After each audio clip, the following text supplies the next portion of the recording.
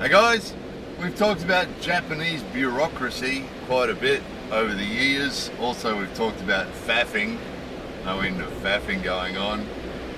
So today there was a good example of both. So it's tax time in Japan, so the tax system is fairly complicated. It's all sort of separate. So you have your income tax and your city tax and your city tax on your house, and then you have health insurance, compulsory health insurance, and you have what else? Pension, compulsory pension. So all these different things. There's others too that I'm not thinking of, but there's all these different ones, and they're all separate. They're all administered separately, and they all have to be paid separately, and it's quite a complex system. And recently, the new Prime Minister, Mr. Suga, has said that he wants to make all these things more simple and more paperless and more into the 21st century, And one of the things he was talking about is the hanko, the seal. Personal seal we all have to have, and he was saying, we want to do away with that, and he called on all the state and local governments to do away with requiring a hanko, And at the time, we made a video talking about it and sort of said, yeah, good luck with that, So what's happened the last few weeks is we've had to submit our tax return, and we've had to, and our tax bills have started coming in for all these different things, and fairly stressful time of year, of course, as it is for lots of you guys as well, And so our corkboard got covered with a few more bills, but of course tax bills are something, and any government sort of bill you really don't want to be late for, because obviously it's going to complicate things, particularly if you're not a citizen, particularly if you're a permanent resident or on some sort of visa or something. You don't want your tax to be not paid, because they always consider that in relation to your status. So you always got to get it paid. So first thing I wanted to tell you about was talking to the accounting guy, and our stuff's fairly simple, but I need a guy to help us because Japanese tax system. Even the tax guy often says, don't really know, yoko wa karane. We get a lot of that from him too.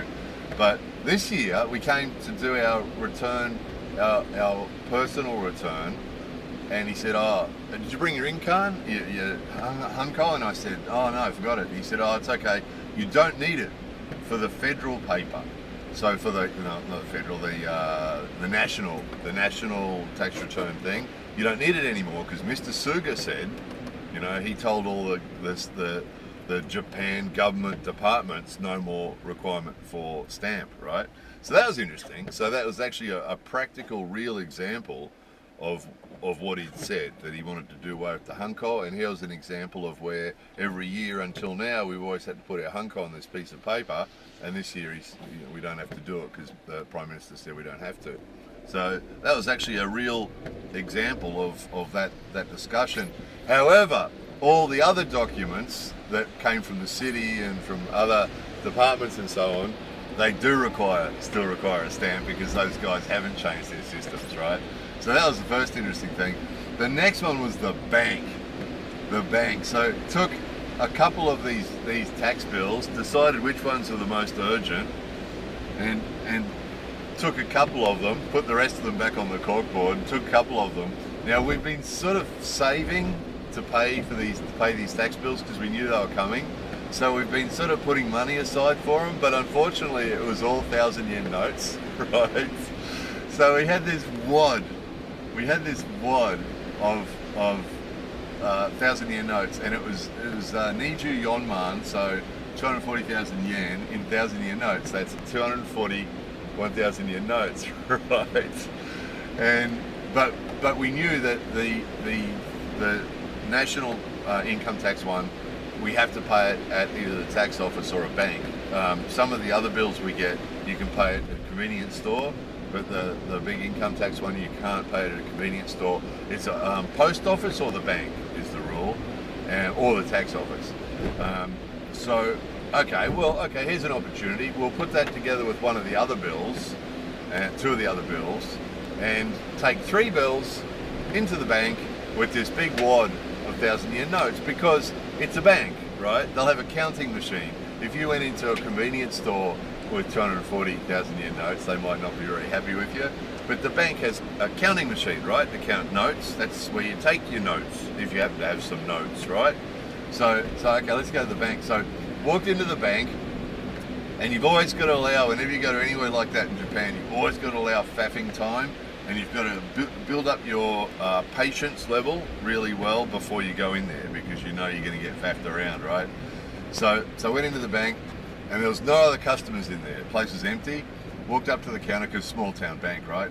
Walked up to the counter, small town bank, but it's a small town branch, but it's actually a big bank. It's a big bank, right? So they've got branches everywhere, but it's the small town branch, so they're not busy. So I walked in, there was no customers, and there was about 10 staff, and they're sort of in rows. You've got the counter staff at the front, and then behind them, wearing a slightly different uniform, are their supervisors sitting at desks. So the front staff are at the counter, the next row are sitting at desks, and this is the same, you get this same pattern in all the different banks, no matter what bank it is, and also in the post office. They all also have the same sort of setup. So there's a row of desks and a row of supervisors sitting there, and behind them is their managers, right? So the further back you go up the room, the more senior the people are. So walked in, there's no one else in there, so I walked in on my own. Just one person walked in the bank, and they all go, "You say, Master," you know, the big greeting thing. And walked up to the counter and said to the lady, "You know, I've got these 3 bills to pay." "Oh, yes, you know." And so she slides across the little tray that they use, and I said, "Look, I'm really sorry," you know, and I pulled out this wad of 240 1,000-year notes, big wad like this, and put it on the thing. You know, we've been saving up. I mean, the good thing is that those bills, you know, are the two of the more urgent ones, and it was, or 2 of those bills were really urgent. So it was satisfying to be able to do it, but it was a bit embarrassing, this big wad of 1,000-year notes. And she was pretty good. She, "Oh, no, it's fine, right?" And then I fully expected she'd reach behind her and pick up a counting machine and put it there and go, brrr, right? But no, she stood there and started counting, right? Fum, fum, fum, fum, fum, fum, 10, fum, fum, fum, fum, fum, 10, fum, fum, fum, fum, 10, and stood there and counted them all by hand and made a wall of 1,000-year notes in little piles of 10, right? And they have a little special way of doing it in Japan. They fold one note over the other 9. That shows that that's 10. Should show you that one day. It's sort of interesting. So anyway, she's done that, made a big wall of notes, right? And then, okay, that's fair enough. And then she said, "Chodoi," it's just right, you know. And then she walked over to a machine and fed the notes into the machine, and you could hear it going brrr, brrr, brrr, brrr. Okay, there's the counting machine. So she said it was right, and she's put it in the counting machine. Okay, the counting machine's checking it. That's good. And then all the notes came back out the bottom again, and she fed them back in a second time, right? Right? So now she's counted it by hand once. She's fed it into the counting machine twice, right? And okay, they're being thorough. You know, that's a good thing. You don't want 2 notes sticking together. And then she's turned around and onegaishimasu to the lady behind her, and the lady behind her's come up beside her, picked up the wad, put it on the counter. 1, 2, 3, 4. Counted them by hand. So she's already counted them by hand once, through the machine twice. The supervisor comes over, she counts it by hand, right? Now 240 notes, 1, 2, 3, 4, 5, 6, 7, 8, 10, 1, 2, 3, 4, 5, 6, 7, 8, 10, to count 240 notes. And I mean, we're not talking about huge money. That's $2,500 or $2,400 about, right? Approximately, right? So compared to what banks deal with, that's not a big amount of money, is it? That's probably takings for one shop or something. But you know, the supervisor counts it once by hand, and then she feeds it in the machine twice. And obviously, this just must be some policy that they have. If they have a certain number of notes, that this is what they have to do. So the end result is that it was counted by hand once, and then put in the machine twice by the one lady, and then counted by hand once and put in the machine twice by the other lady. So it's counted twice by a machine and 4 times by the people. Isn't it amazing? And there was no error. So it's this thing, this Japanese thing about no error. They live in fear of making an error, and particularly at work, particularly in a work environment, and particularly with money.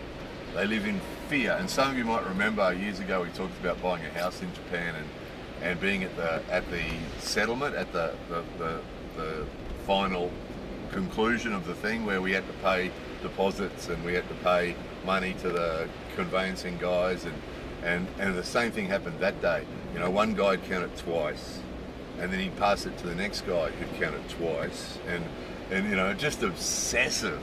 Everybody's in fear of making a mistake, you know. So anyway, I'm sitting there watching the clock, because you know that took about 10 minutes, right? And okay, we must be about finished now. So then she took the 3 bills. So now they know the money's right. She took the 3 bills over to some other machine that must be an online computer type thing, and fed the tax bills into these machines. And then you could hear the machine printing onto the tax bill. Must have been all the details of the payment. And she puts it on, and all this is done on a tray, right? They carry everything around on a tray, make it look really sort of special. And so then she's got the 3 bills out of this machine, put them on the tray, and then walked over to another dude. So the first person who was her supervisor was a female, and in the banks, real sexist stuff in the banks and post offices and everywhere else, the ladies all have to wear uniforms and the men wear suits, right? Which some people say is a sexist thing because they're doing the same job basically. But anyway, so the supervisor's already been involved, right, with the counting of the money. But now she turns around to the dude that sits behind her and hands him the tray with the 3 bills on it, and he examines them closely and carefully, and then stamps them with a stamp, right? Boom, boom, boom, and then puts them back on the tray and then hands them to her, right? And then she calls me, which took her a bit of time to work out how to pronounce my name, called me out, and then I went over and she said, you know, here you are. And the whole thing took 15 minutes, right? So that one staff member was involved for 15 minutes. The second staff member was involved for about 5 minutes probably, and the dude probably a minute or 2, you know. So total time to process 3 bills was about 22 minutes, you know. So it's just and sitting there for that time too, the time wasn't wasted because I sit there and observe what everybody's doing, you know. And that's pretty much what I just described is pretty much what everyone was doing. While I was sitting there, there was another 2 customers that came in, and there was things that were done, and everything's done like that. Everything's done with that amount of faffing. It's just, and you know, inevitably you go to the bank, even for something really simple, they ask you to go and sit down and wait while they do that faffing, you know, and you sit there and wait, and then they apologise for keeping you waiting, you know. But everything, I mean, that was just to pay 3 bills, right? And then you watch them because they're doing other stuff. They're processing other paper because they love paper in places like that, you know. And they're just moving paper around. So you see a lady stand up from this desk here and walk over to that desk over there, and someone over there looks at it, and they talk about it, and they stamp something, and then she walks back to her desk, and another person gets up from her desk and goes over to the machine and copies off some more paper off some paper, and comes back and sits back down. And there's just this constant movement between each other and paper and processing paper, and you know, and just faffing, basically, an endless amount of faffing. And interestingly, as I'm saying this, I'm realizing I didn't see a lot of computer work going on. I saw a lot of paper being walked around that room, but as I'm telling you this, I'm realizing I can't remember seeing anybody working on a computer. They all had files of paper and walking around with paper, and there was some mysterious room out the back that different people kept going off to with files and coming back from with files.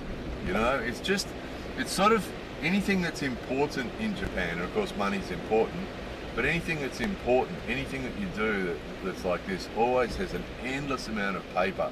And the post offices and the banks are classic examples of it, you know. They're really, they can be really frustrating places to be. You know, if you find yourself in Japan and have to go to a bank or a post office or any sort of administrative type thing. Another classic example is the immigration department.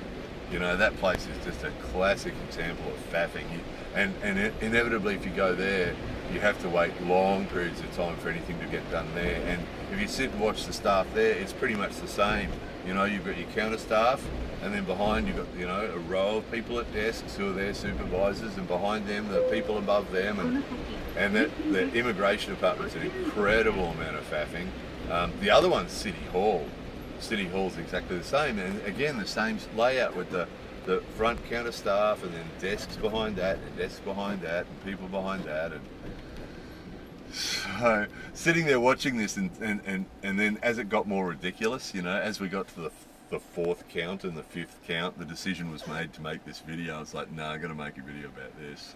You know, got to talk about this. This is a good example, you know, and nothing surprising about any of this. You know, we've seen this sort of thing so many times before, but it's always good when we see something like this. It's such a clear-cut example of all that stuff that we talk about. That's the time to make a video, because we think, you know, the observation thing, right? Again, rather than just telling you about, oh, there's a lot of bureaucracy in Japan, or there's a lot of faffing in Japan, if we actually describe a story like that to you, that gives you the clearest example of what exactly it involves, you know. And it's a bit of a heads up, you know, for people who might be coming to Japan in the future.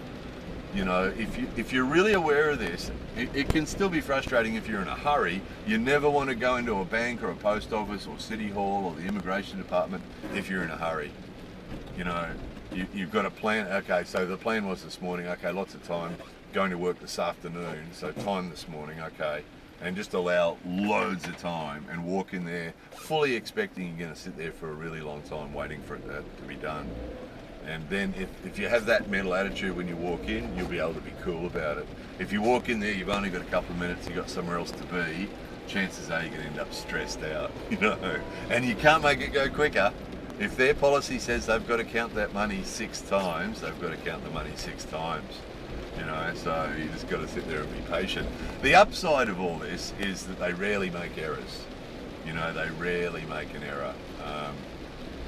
Obviously, because they've got so many checks and balances, but they just live in fear. And if ever this does get raised, you've got to be careful raising topics like this with Japanese people, because, you know, the people can take offence, and, you know, well, of course it's normal, they'll say, but occasionally one of our family members will, you know, if we talk about things like this, will say, oh, they're being careful, you know, they're scared of making an error. They're scared of making an error, and that's really what it is. They live in fear of making an error, you know, so. So anyway, so spring weather in Japan, an old guy was telling us recently, one of our fountains of knowledge that we get a lot of our information from, 72-year-old man, he's a legend, we've talked about him lots of times before, but he was saying recently that spring weather is a pattern. You get 2 days of rain, 2 days of sunshine, 2 days of wind, and it's pretty much what it is. We get a couple of days of rain, and then some of the sunny days are just perfect, you know, sunny, beautiful days, you know, and then you get a couple of days really, really windy. That seems to be the pattern. So he's right. He's almost always right, the old guy. A lot of the information that you get in these videos has come from him, or been triggered by something that he said, because he says all sorts of profound stuff. And he's up with lots of stuff. He spends a lot of time on the computer. 72-year-old man spends a lot of time on the computer and looks at the news and follows what's happening. And he predicted that that the last Prime Minister had stepped aside, and that Suga would be the one that would take his place. He was right.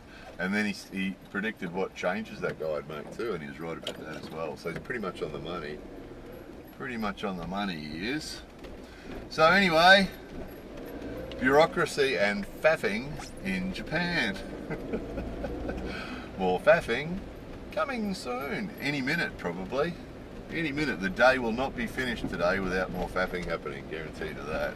Yeah, bring your patience if you come to Japan. These sorts of things, in this sort of context, are sort of amusing, but these sorts of things are often what people mention when they talk about why they left Japan. You know, oh, I lived in Japan for 2 years, you know, why'd you leave? Well, you know, the bureaucracy used to make me crazy, and people don't tell the truth, and you never know what people are really thinking, and All those things that we talk about in these videos are often the reasons why people don't want to live here anymore.